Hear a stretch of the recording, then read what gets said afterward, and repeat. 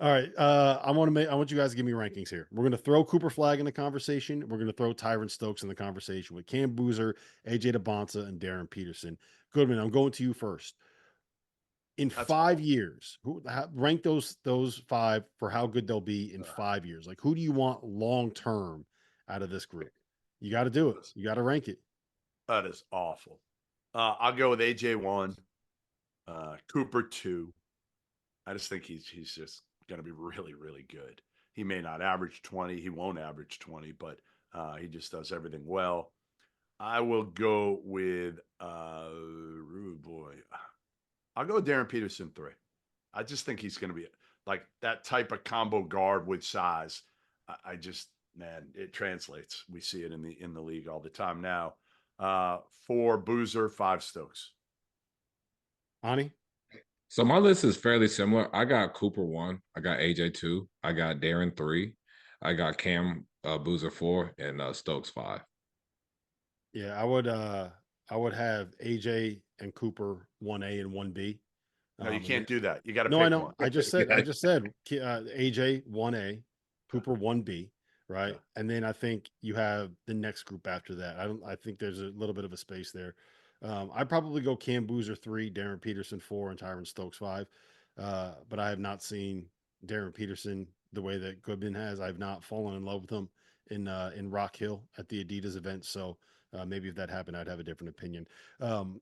Ani, I know you. I wanted to get you guys on like the next group of players outside of the top three in the class of 2025 on who you think are one worth knowing and two have a chance to be really good. I know you wanted to talk about native men. What do you make of him? Give me a breakdown of him. What makes him good, and where could you see him ending up? Yeah, Nate, a man who plays for that team loaded of Virginia squad. I got to see him, I've been to about 3 Adidas stops, 6'8", 6'9". He's a wing. He shoots it. He can create his own shot. He is thin, but he has a body that you can add weight to and it'll be just fine. But I like his skill in his field at his size, and he gets better and better. Like I saw him in Omaha. Good. He was good. Then in Birmingham, really good. Like South Carolina, really good. Like, he just gets better. He's adding more to his game. He's playing through contact better. He's one of those guys that, you can put him as the wing, like in a 3, and then he could be your 4-man, and he can really exploit mismatches there. And I just like guys at his size with skill and feel. And I think he's just going to get stronger. He's going to play through contact better. And yeah, I think he's one that he blew up on the scenes last year, and crazy enough, he just continued to grow and grow. And now he's a 5-star kid. Was he the best of the rest for you, Ani? Yes, 100%. All right, so I have the 24/7 top 10 here in front of me. They have AJ number 1, they have Cam number 2, they have Peterson number 3. Darius Akel 4th, Koa Pete 5th, Caleb Wilson 6th, your boy Nate Ament 7th, Michael Brown Jr. 8th, Malik Thomas 9th, and Isaiah Harwell 10th. Do you like the rest of that group? Like, how good is the rest? We've talked about the top 3, right? But how good is the rest of this class? Like, are there other potential pros there? Are there a bunch of run and dones? Like, where do they stand in your mind in terms of past years? Yeah, I mean, I think this 25 class period is loaded, especially in the top 10. I mean, there's really good depth. These are guys, those guys you mentioned, all 10 guys, that they make the NBA, it's not surprising. And I don't think Nate's like the best rest, the only one that's going to be a one and done. I think we have a few guys like Michael Brown. Man, he's really Awesome. good. He's really, really good.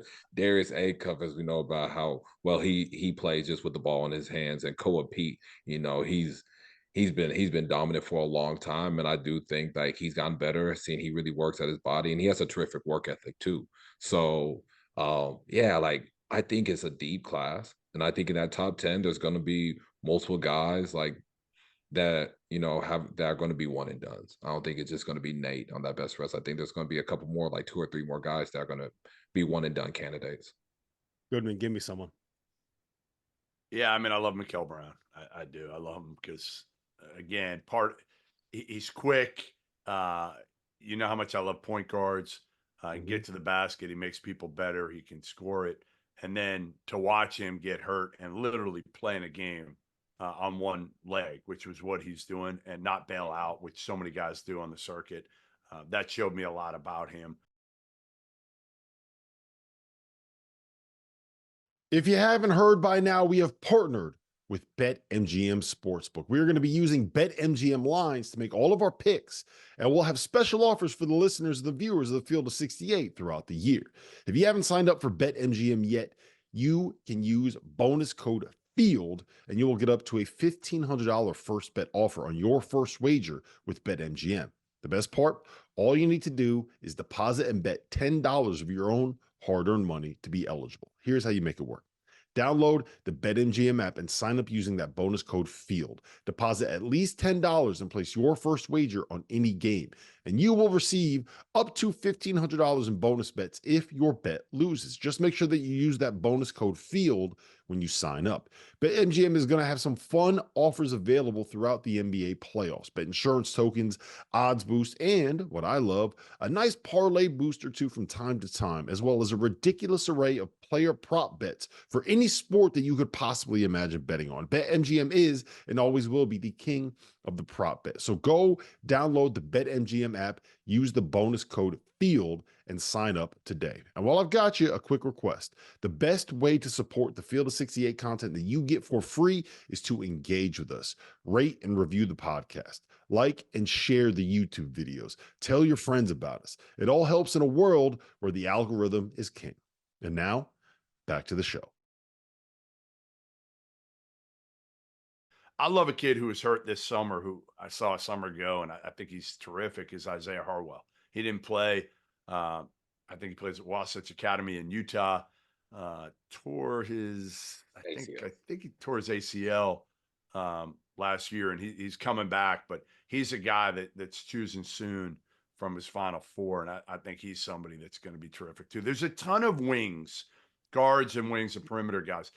The thing, talking to the high school coach, to the college coaches, Ani, and you could speak about this, is there just aren't a lot of good bigs. That's why they all flock to Puma. It was crazy when I'm like, where are all the top coaches? There's a lot of these dudes weren't there in Rock Hill the first day. And they're like, they're in Puma. And I'm like, Puma? What the hell are they doing at Puma? Well, they're watching this kid, Chris Senac from Lake Academy, this big kid who everybody loves. And part of the problem is there just aren't a lot of good bigs. Right. No, there's not. The depth of bigs in this class isn't great. Like it's really on like the wings and the guards right now. And then if you're a big in this class, like you could wait late and you can get whatever you want and even more in the NIL. Yeah, because there's not enough depth.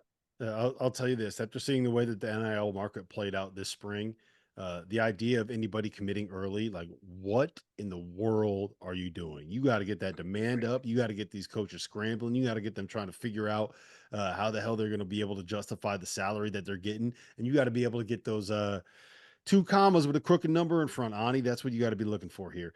I have a name for you guys. I'm just going to throw it out there. He's a 5-star kid. He's not going to surprise anyone, but Braden Burries, I think that the way that he can kind of play that like 2 role, a little bit of a combo. He's 6'4", and he finished second in the EYBL in rebounding. He's tough. He's physical. He can get to the basket. He can make threes. Now, I probably saw the best game that he had this summer.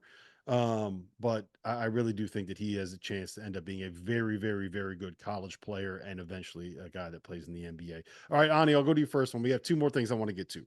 Let's start with this. The biggest risers in July. Why are they rising, and what has changed for them over the course of the last month or so? For me, I'm gonna go 226 kid, Mika Miranan.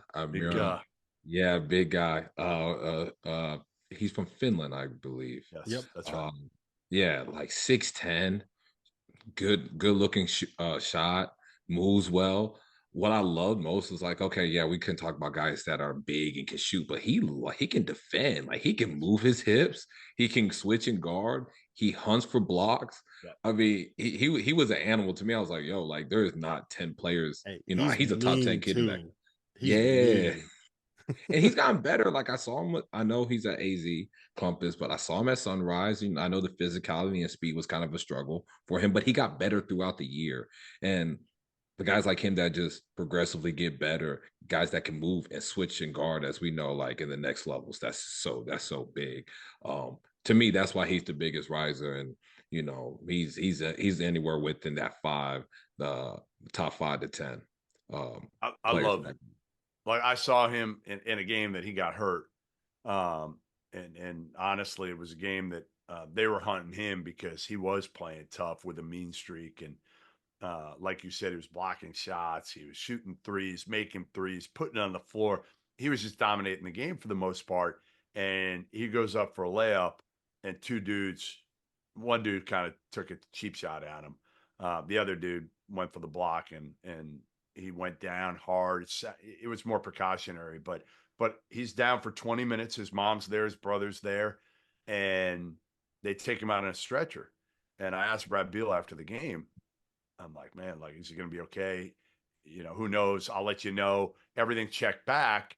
And Beal told me, he was like, later in the day, he's like, he wants to play. He wants to play tomorrow in the championship game. I'm like, come on, man, you can't let him play. Like, he's not going to play. He was just stretchered out hours earlier.